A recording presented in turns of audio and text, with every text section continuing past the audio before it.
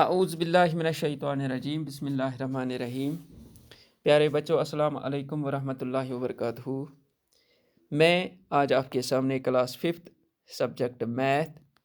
और topic learning by doing लेकर आपके सामने हाजिर हुआ हूँ। उम्मीद है कि आप इस लेक्चर को ध्यान से सुनोगे और अपने घर में अपनी नोटबुक पे नोट करोगे। प्यारे बच्चों, हमने ये चैप्टर नंबर 6 जिसका नाम था be my multiple I will be your factor, जो हमने पिछले 2-3 दिन से हमने इसको आप तक पहुंचा दिया है। उम्मीद है कि आपको पूरी तरह से समझ आया होगा। तो आज हम इसके एक्सरसाइज पे जाएंगे, या हम कहेंगे लर्निंग बाय फन, यानी कि इसमें हमें कुछ फ़न के ज़रिए हमें कुछ लर्न करना है, कुछ सीखना है, यानी कि जिसको हम कहते हैं खेल खेल में सीखना। तो यहाँ पे भी आज हम ऐसे ही कुछ खेल खेलेंगे जिसमें आपको ध्यान रखना है और इस पे अमल करना है। ठीक है,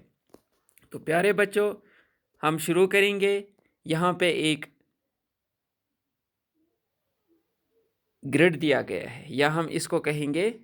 रेक्टेंगुलर ग्रिड, या हम स्क्वायर ग्रिड कहेंगे इसको। तो यहाँ पे हमें क्या कहते हैं ये हम यहाँ पे देखेंगे। In the grid here a rectangle made of 20 boxes is drawn. The width of this rectangle is 2 boxes. ठीक है प्यारे बच्चों, यहाँ पे हम आप ये ग्रिड देख रहे हो, यानी कि स्क्वायर शीट का ये ग्रिड है। यहाँ पे एक पार्ट ऐसा है जो शेडिड पार्ट है यहाँ पे। ठीक है, तो ये जो शेडिड पार्ट है यहाँ पे ये रेक्टेंगल के शेप में दिखाया गया है। It is made of 20 boxes, यानी कि ये 20 बॉक्सेस का बना हुआ है, 20 स्क्वायर का बना हुआ है, इसमें 20 स्क्वायर्स है। ठीक है, तो हमें क्या करना है, the width of this rectangle is 2 boxes, यानी कि इसका जो विड्थ है वो 2 बॉक्सेस है। हम देखते हैं यहाँ पे इसकी चौड़ाई जो है वो 2 बॉक्सेस है, यानी कि 2 स्क्वायर्स इसमें चौड़ाई है। ठीक है, तो अब हमें क्या करना है, व्हाट इज इट्स लेंथ, यानी कि इसकी लेंथ बतानी है। ठीक है, इसकी लेंथ बतानी है। यहाँ पे ये रेक्टेंगल के शेप में दिखाया गया है, यानी यथ मज टाठो बचो यथ मज वुचान युस ये कलर्ड रेक्टेंगल्स मज दिथ यतस ये अथ मज आमत 20 स्क्वायर्स, यानी कि युस अमुक एरिया सह 20 स्क्वायर्स। विड्थ गो खजर युस अथ सह 2 स्क्वायर्स। तुम वुचान यतस प्रथ रोवस मज 2 स्क्वायर 2 स्क्वायर 2 स्क्वायर। वन यतस सवाल वनान व्हाट इज इट्स लेंथ, अमिच लेंथ क्या, यानी कि जेशरस मज कत्या स्क्वायर्स अथ मज, जेशरस मज कत्या स्क्वायर्स, खजरस मज अथ 2 स्क्वायर लाइन मज या तथ वनो अस विड्थ। तो अथ वुचन अमिच लेंथ क्या तेल वनो अमिच length of the rectangle is 10 boxes, यानी कि अमिच लेंथ 10 बॉक्सेस। कोता 10 बॉक्सेस सह वुच तो सह हा बह तह कथ कन 10 बॉक्सेस कित कन गजराव यतस। यह गो 1 2 3 4 5 6 7 8 9 10। ठीक है, यह गई अमिच लेंथ। वन अगर अमिच विड्थ वो, विड्थ और one width of this rectangle is 2 boxes. अगर अमिच विड्थ वो सह तेल 2 बॉक्सेस, विड्थ गई यह गई विड्थ गई अथ विड्थ 2 बॉक्सेस, तो लेंथ अमिच कड़न सह कड़ सह कोता सह 10 बॉक्सेस, यानी कि अथ जेशरस मज 10 बॉक्सेस। ठीक है, तो यहाँ पे इसकी लेंथ है, length of the rectangle is 10 boxes. ठीक है, पत पको अस दोयम पार्ट यानी कि दोयम सवाल वनान colour a rectangle made of 20 boxes in some other ways बिल्कुल युस अस वन पोर अत रेक्टेंगल मज 20 बॉक्सेस क्या 20 बॉक्सेस इथे कन 20 बॉक्सन हूँ ब्या रेक्टेंगल बनाव तम बनावो बेक तरीक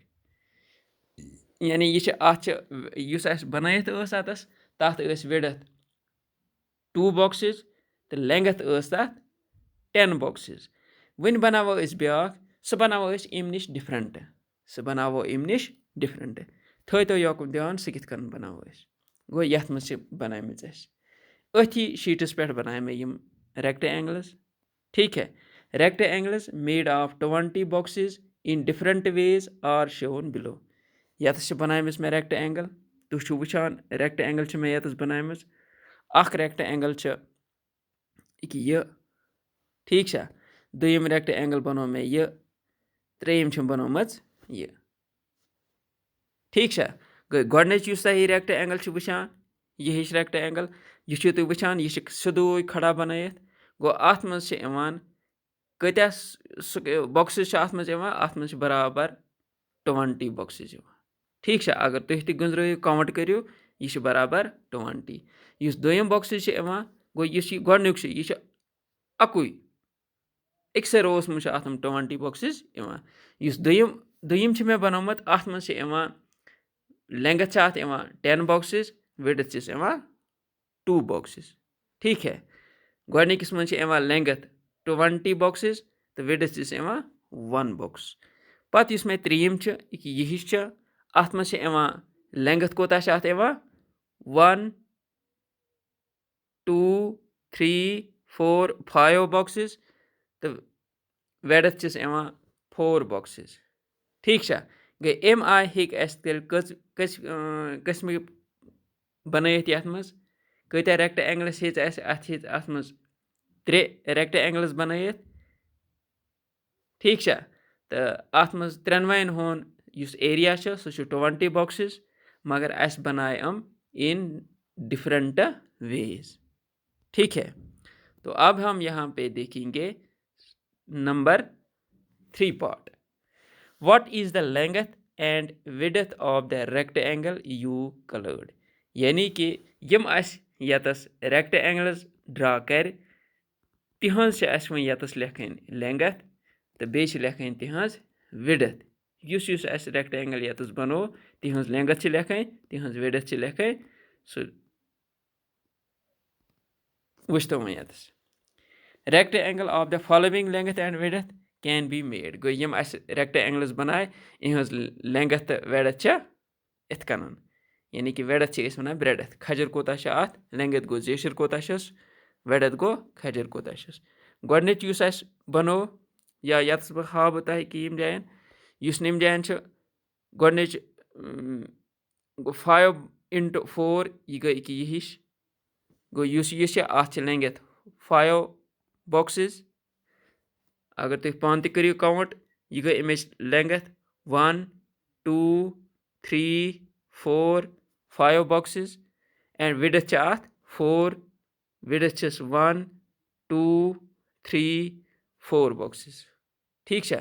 यह गो 5 into 4 यानी कि लेंगथ अत 5 बॉक्सेस विड्थ 4 बॉक्सेस पत युस दोयम बनो हथ सा यह निमोन कि यह अत लेंगथ 10 बॉक्सेस अगर अमिच लेंगथ वुचो 10 बॉक्सेस 1 2 3 4 5 6 7 8 9 10 बॉक्सेस वन अगर विड्थ वुचो विड्थ अमिच 2 बॉक्सेस 1 2 गई गई अमिच विड्थ ठीक है तम पतन अगर यह वुचो अत 20 बॉक्सेस लेंगथ यानी कि अमिच लेंगथ 20 बॉक्सेस अगर ये काउंट करो यह गो 1 2 3 4 5 6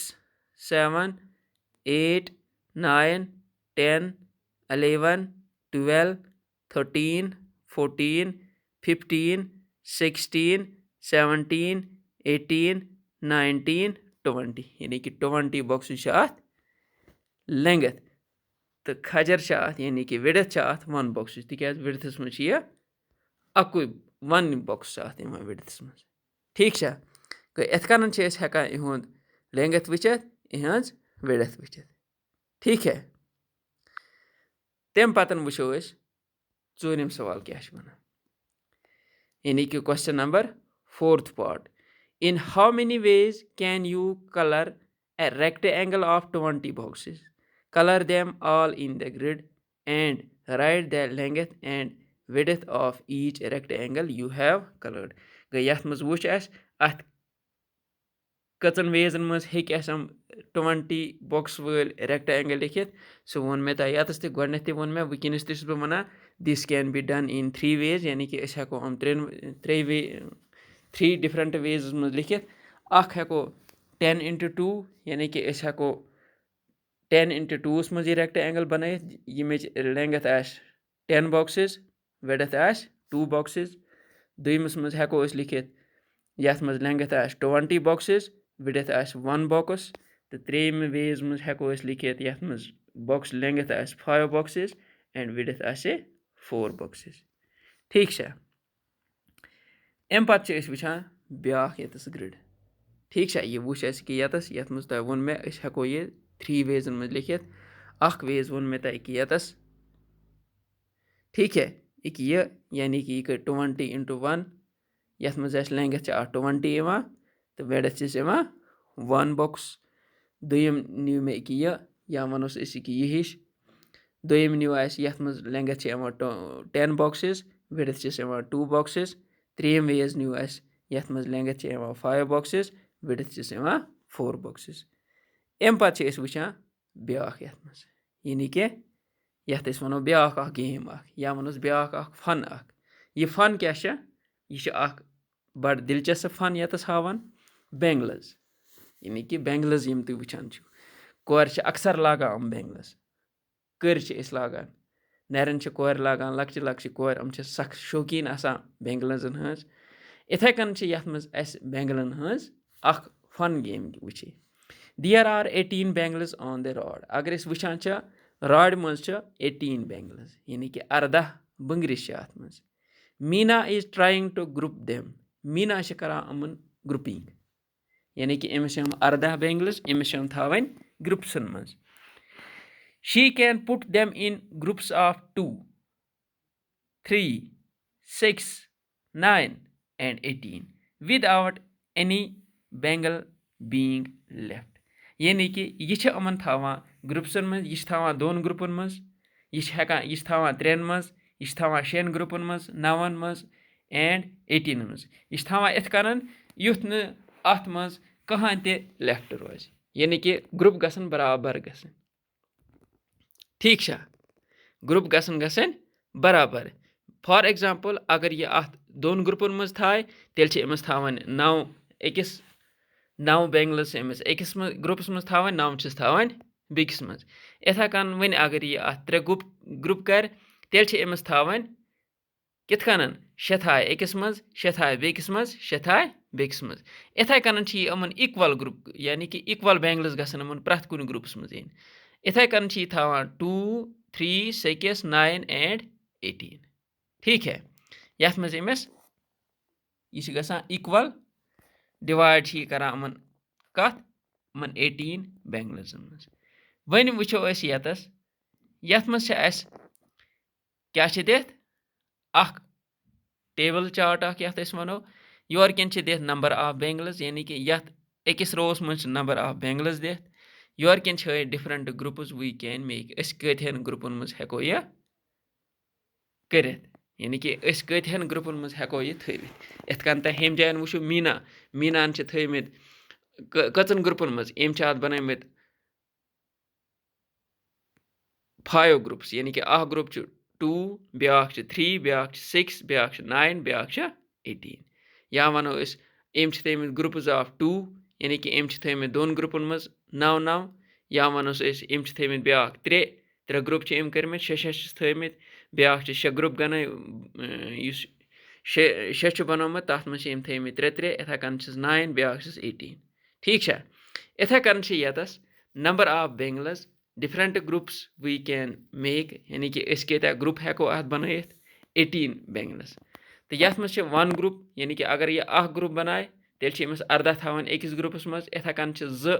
तेल अमिस 9 थवन अगर वह 3 ग्रुप अत बनाए तेल अमिस 6 थवन अगर यह 6 ग्रुप बनाए तेल अमिस थवन 3 अकिस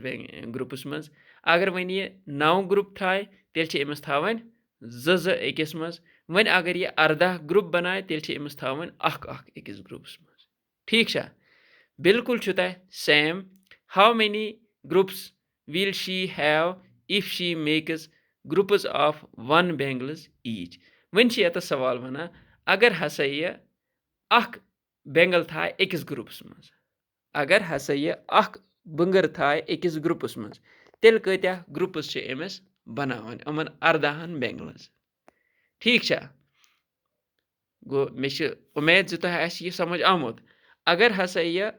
अख बंगर थाय अकिस ग्रुपस मज तेल कत्या ग्रुपस छ अमिस अमन 18 बंगरन बनावन गो तेल छ अमुक जवाब if she makes groups of 1 Bengal each she will get 18 groups तेल छ अमिस बनावन 18 ग्रुप यानी कि अगर यह अख बंगर थाय अकिस मज तेल छ अमिस बनावन 18 ग्रुप्स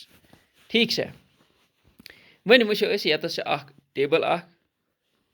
ठीक छा टेबल छ यथ मज हयत तो यह टेबल छ तह पान तह करन यह समझा बह तह तुम थो ध्यान यकुन तुम हेकु पत यह पान तह करित now complete the table for different number of bangles for each number see what different groups can be made यानी कि यथ मज अकिस रोवस मज हयत नंबर ऑफ बेंगल्स पत योर किन हयत different groups we can make यानी कि अस हेको कत्या ग्रुप हेको अस यह बनयित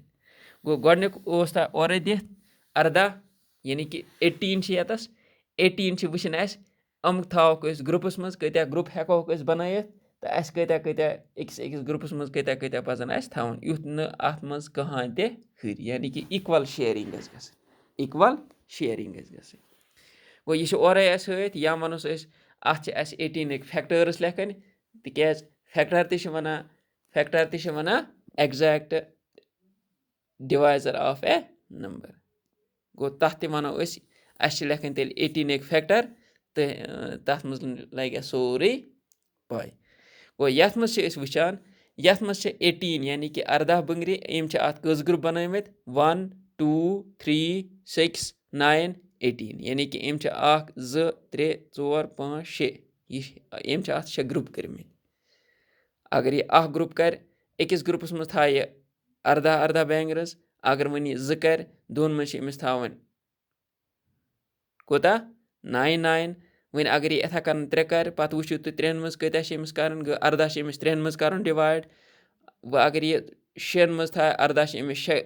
6 कर डिवाइड अगर वह यह 9 ग्रुप कर अत 18 अमिस कर डिवाइड बाय 9 तत कोता यी अमिस इथा कन गो 18 गो अमिस तेल अख थावन अकिस ग्रुपस इथा कन छु तह यतस 24 यानी कि 24 मज अस वुचन 24 कत्या ग्रुप हेको अस बनयित ठीक छा यह हेकु तुम पान तह अमिक फैक्टर्स कड़ित तो यह बड़ आसान सहल सवाल यह तुम हेकु पान तह यह आसानी सान करित गो यथ मज मे यतस तहन खतर अख टेबल अख थोमुत कंप्लीट करित तुम हेकु पान तह यह घर जज करित यह ईत्या ग्रुप हेको अस बनयित या अम अलाव हेकवा बनयित या अम कम हेकवा बनयित ठीक छा यानी कि यतस 24 में लिखमित 1 2 3 4 6 8 12 24 यानी कि बह वन तेल 24 तेल ईत्या फैक्टर्स ठीक छा अत कत्या फैक्टर्स अत 1 2 3 4 6 8 12 24 गई यम गई अमिक 24 फैक्टर्स